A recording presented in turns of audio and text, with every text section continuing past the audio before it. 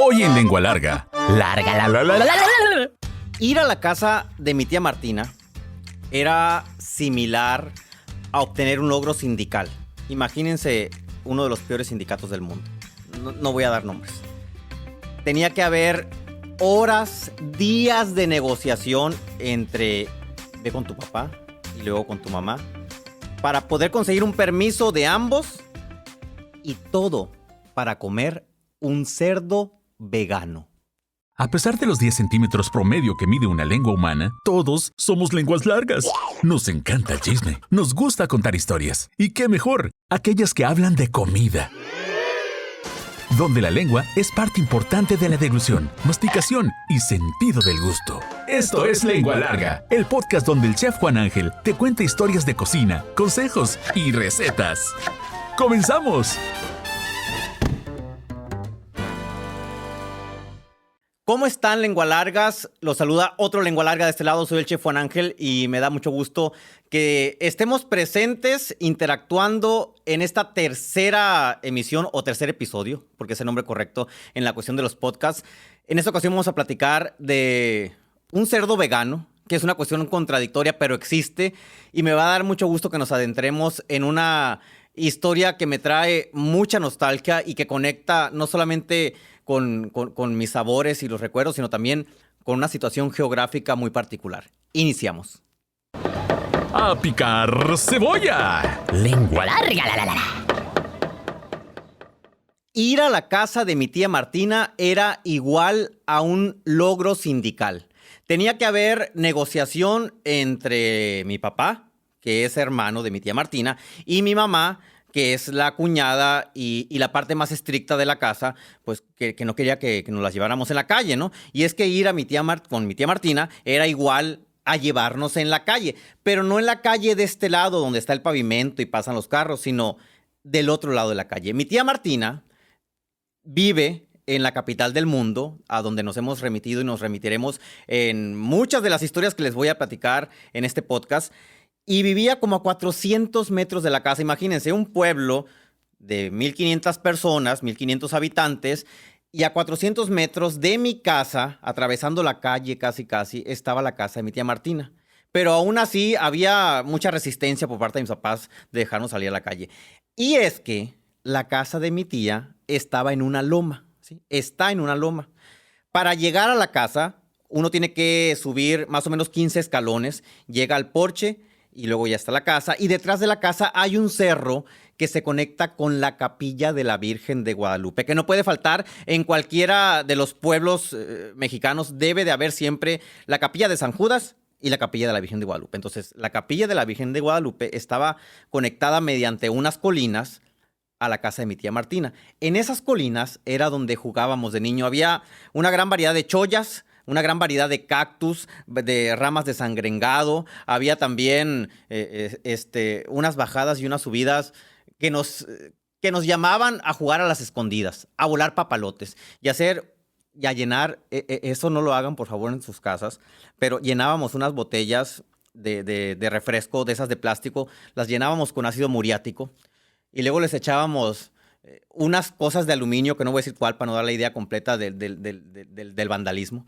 Las tapábamos y las agitábamos y las aventábamos por unos barrancos para verlas tronar. No sé cómo no nos quedamos un día sin ojos o sin orejas o sin cara, porque salían disparadas las partículas de aluminio junto con la reacción que hacían con el ácido muriático. Pero bueno, en la casa de mi tía Martina siempre se cocinaba algo delicioso. Y uno, cuando iba caminando rumbo a ella, a su casa, desde la colina podía oler y adivinar qué se estaba cocinando.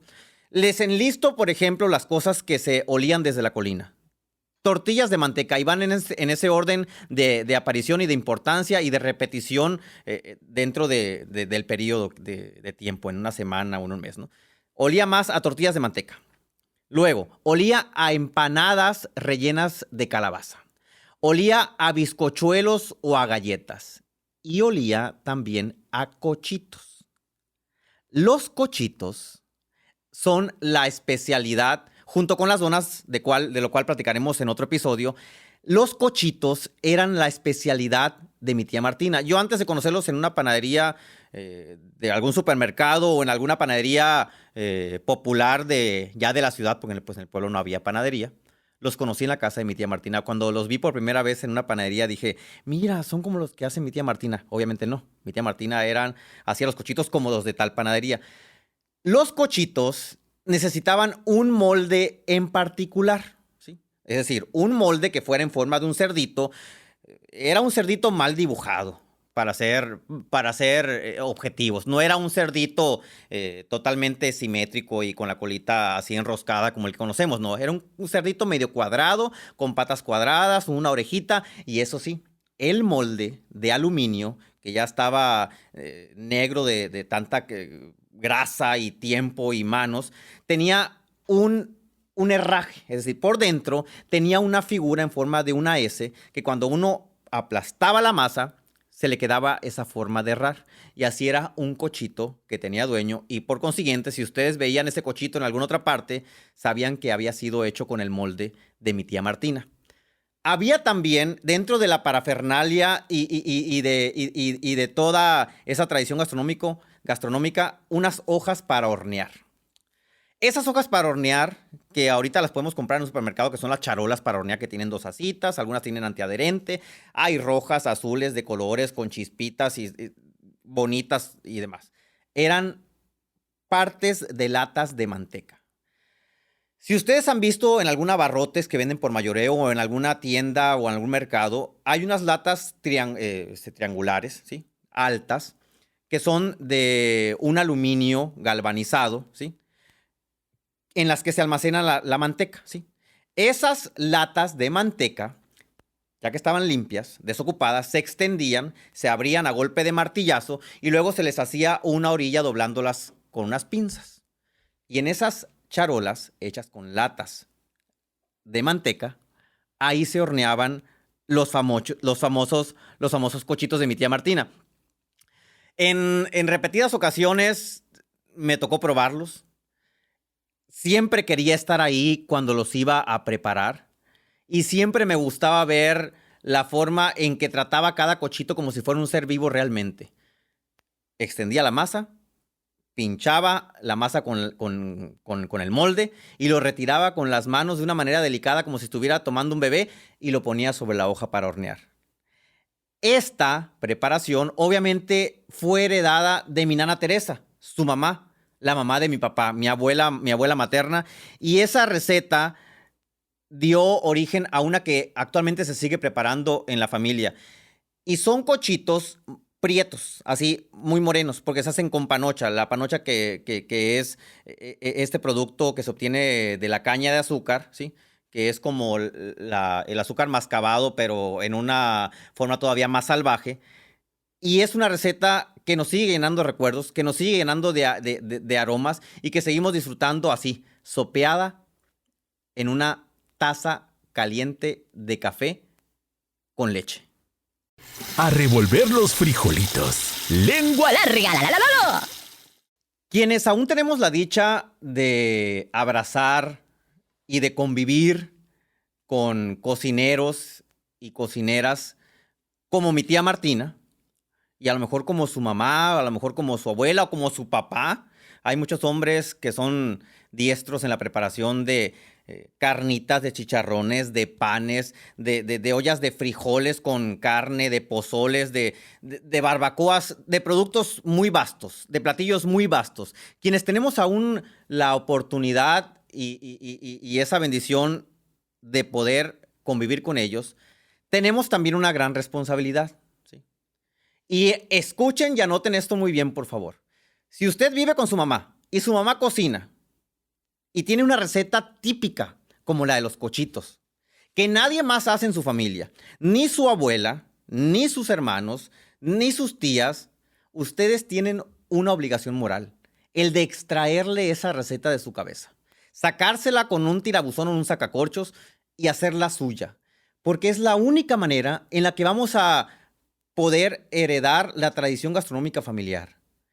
Así que, si usted, voy a mencionar saludos a Omar de Huepac, Montoya, un saludo, que es chiltepinero y aparte es el historiador del pueblo. Tiene a su mamá, que es una excelente cocinera, pero su mamá no quiere dar las recetas. Saludos, señora, ojalá que esté escuchando el podcast y con esto se anime a darme las 3 recetas que le pedí.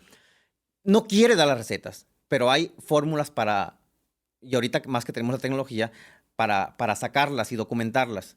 Pues número 1 es poniéndose a cocinar con ella e ir midiendo cada cosa que hace. Les pongo un ejemplo. En mi casa, mi mamá es muy buena cocinera, pero no tiene medidas para muchas cosas, ¿sí? Cuando hice, por ejemplo, con ella la receta de los bizcochuelos, que son unas galletas típicas sonorenses, como unos aritos, hay bizcochuelos y coricos de trigo y de maíz. Ya hablaremos de eso. Mi mamá usa una cuchara como medida y esa cuchara, pues la tiene solamente en mi casa, no la he visto en otra parte, es una cuchara de peltre mediana, como los ajos, ni chicos ni grandes, es mediana. Y obviamente cuando di esa receta, a mi mamá le tuve que decir, a ver, primero préstame la cuchara, la mido en una tacita y veo qué cantidad es para poder replicarla con alguien más y poder compartirla. Entonces, dentro de esa responsabilidad que tenemos como amantes de la cocina y amantes de lo bueno y de lo que sabe bueno y huele bien, hay que darnos esa tarea y hay que darnos ese tiempo para convivir con nuestras mamás, con nuestras abuelas, con nuestras tías y sacarles la receta a como dé lugar y hacerles ver que compartir una receta no significa que van a violar un secreto íntimo, ni que vamos a copiar y sacarle provecho a una receta que ellos crearon. Así nos den paso a paso, ingrediente con ingrediente, el gramaje perfecto, nunca va a salir una receta igual a la que ya preparó otra persona. Es decir, yo he tratado de preparar los cochitos de mi tía Martina en muchas ocasiones. Es más, hasta le he pedido el molde. He comprado moldes iguales, los he hecho en hojas de hornear como las que utilizaba ella y nunca me han salido igual. Entonces, tengan la seguridad y compártanselos a quienes no quieran compartir con ustedes las recetas, de que no les va a salir igual la receta y a cambio van a hacer que por generaciones las recetas permanezcan y la memoria de quien las hizo siga vigente en el recuerdo de muchos. Ahorita, por ejemplo, yo les voy a compartir la receta de los cochitos de mi tía Martina y con eso pretendo de que la memoria de mi tía Martina quede vigente y permanezca en cada uno de los que escuchen este podcast y puedan imaginarlo cada vez que le den una mordida. ¿Qué monumento más grande puede haber o qué placa de reconocimiento más grande puede haber en el mundo que cada vez que ustedes le den la mordida a un cochito digan, ah, es la receta que el chef dio y que es de su tía Martina? Y mi tía Martina no solamente es famosa por la receta de los cochitos, también es famosa por la receta de la birria, que muchas personas me han mandado foto y platos servidos con la birria de mi tía Martina, que en otra ocasión les compartiré esa receta. Pero por lo pronto vamos a aprender a hacer los cochitos con panocha. Échale queso. Lengua larga, la, la, la, la. Los cochitos son un postre que se agrupa dentro de la panadería. Bueno, para ser más correcto sería un pan, pero es un pan que a la vez también es postre porque es muy dulce y la base que tiene para ese dulzor es la panocha. Y quiero ahondar en ese tema, sí, porque siempre que digo panocha todo el mundo se altera y sobre todo quienes son del sur, centro del país y en Sudamérica y en Estados Unidos también. Bueno, en Estados Unidos no existe panocha ni traducción como tal, es brown sugar, es lo que más se acerca. Pero en el centro sur del país le dicen panela o le dicen piloncillo, pero aquí se le dice panocha. Entonces, por eso lo digo de esa manera, para apelar a esa nostalgia que genera el producto en donde se fabrica, que es en Ures, cerca de la capital de Sonora, desde donde estamos haciendo el podcast. Ocupamos 1 kilogramo de harina. Es harina de trigo, ¿sí? Y dicen las expertas que se debe cernir, ¿sí? Entonces, en un colador hay que cernir 1 kilogramo de harina de trigo. Y la cuestión de cernir la harina de trigo era en los pueblos, ¿sí? Eso es muy curioso. La harina de trigo a veces tenía gorgojos, que son esos animalitos como gusanitos que se van moviendo entre la harina. Y obviamente en un pueblo donde era difícil conseguir la harina de trigo, pues se consumía sin los gorgojos, para eso se cernía. Entonces, el cernir la harina de trigo en muchos recetarios típicos de las abuelas de los pueblos es para quitar los gorgojos y comernos la harina sin los gorgojos. Ok, 1 kilogramo de harina de trigo. Medio kilo de panocha. Medio kilo de panocha es más o menos como 2 piezas, son conos. En Sonora son conos, en otras partes son lingotes, así como cuadraditos. Son 2 piezas, más o menos 2 piezas y un cachito. Cada pieza de panocha pesa como 220 gramos, más o menos. 2 tazas de agua. Pero si quieren que esté más dulce, échenle 3, no pasa nada. Mi tía Martina sí le echa como 3. 2 tazas de agua, una vara de canela, una pizca de sal, 250 gramos de manteca vegetal. Manteca Inca o Crisco en Gringolandia. Crisco también hay, de hecho, en Sudamérica. 2 cucharadas de bicarbonato para cocina. Si ustedes compran bicarbonato, váyanse al pasillo de cocina, porque hay bicarbonato junto a los jabones para lavar ropa. Ese bicarbonato no funciona para los platillos. Yo ya lo comprobé. En una ocasión hice un panqué y recuerdo muy bien porque había llenado el molde de panqué 3/4 como debe ser y se derramó y explotó porque era un bicarbonato no para uso alimenticio. Y 2 cucharadas de espaura, 1 kilogramo de harina, 500 gramos de panocha, 2 tazas de agua, una vara de canela, una pizca de sal, 250 gramos de manteca vegetal, 2 cucharadas de bicarbonato y 2 cucharadas de espaura. En una cacerola van a poner las 2 tazas de agua con la panocha y la canela a hervir, ¿sí? Cuando esté hirviendo van a ver que se sube una espuma que se ve desagradable y es por la suciedad que hay en la panocha. Aunque suene esto raro. Es una espumita que ustedes pueden retirar con una cuchara, si gustan. Si no, no la retiren. La panocha se obtiene de exprimir la caña con la herramienta necesaria y después hervirla. Entonces, a veces que se van restos de caña, restos de cáscara, etcétera. Y pueden salir por ahí, no pasa nada. La hervimos con agua y canela hasta que se haga un jarabe, ¿sí? Hasta que se derrita por completo la panocha. Y vamos a dejarla enfriar. En esa preparación donde puse agua, panocha y canela, ustedes pueden agregar también anís, si quieren. Y si quieren darle un toque más de sabor y quieren experimentar, le pueden agregar jengibre, cardamomo. Pero esa es la base que les doy. La dejan enfriar y la van a poner junto con los 250 gramos de manteca. Van a batir. Se va a hacer una mezcla cortada, ¿sí? Así como feita. Pero traten de unirla lo más que se pueda. El jarabe con la manteca y la sal, hasta que quede una mezcla lo más homogénea posible. Quizá no lo logren porque están tratando de unir agua y manteca, pero esos son los pasos de los puercos veganos de mi tía Martina. Van a incorporar los polvos de un golpe, harina 1 kilo, 2 cucharadas de bicarbonato y 2 cucharadas de espaura, ¿sí? Las van a incorporar y van a empezar a amasar. Van a amasar hasta que la masa quede lisa por completo, que no se peguen las manos. Quizá haga falta un poquito más de agua, hay que añadirla dependiendo de la altitud, dependiendo quizá de la harina también o del tiempo que hirvieron la panocha. Si se les pasó de hervor, va a haber menos agua en la cacerola obviamente y la van a ocupar al momento de amasar. Amasan, ya que está todo amasado, con un rodillo hay que extender la masa en una mesa lisa, ¿sí? De preferencia. Espolvorear con harina la mesa, poner la bola de masa y extenderla de un grosor aproximado de 5 milímetros a 1 centímetro. Porque la galleta, el pan, se va a hinchar, no tanto como un pan para hamburguesa o como un muffin o como un rol de canela, pero sí se va a hinchar, ¿sí? Entonces, la extienden la masa y buscan un cortador. Es muy importante, créanme, aquí voy a decir una locura quizá. Es muy diferente comerse un cochito con forma de cochito a comerse un cochito con forma de otra cosa.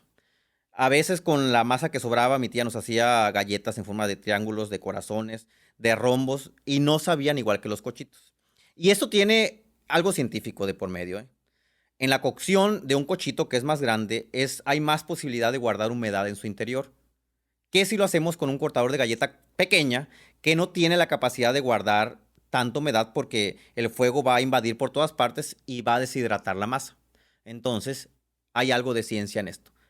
Un cortador de cochitos. Lo pueden comprar en las tiendas donde venden repostería, en las tiendas donde venden cosas para hacer pasteles. Ahí van a encontrar. Cortador para cochitos, si no lo compran en Amazon, también lo pueden encontrar. Van a cortarlo, lo van a poner en una hoja o charola engrasada con manteca, ¿sí? Con una servilleta toman manteca, engrasan la charola, disponen los cochitos separándolos más o menos 5 centímetros entre cada uno y los meten a hornear. por 20 minutos más o menos a 200 grados. Cada vez que vayan a hornear es muy importante que la temperatura del horno esté ahí por 10 minutos máximo.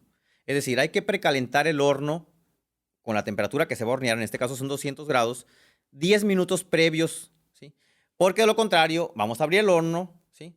La temperatura no va a estar correcta, vamos a meter la charola con las galletas y no se van a hornear bien.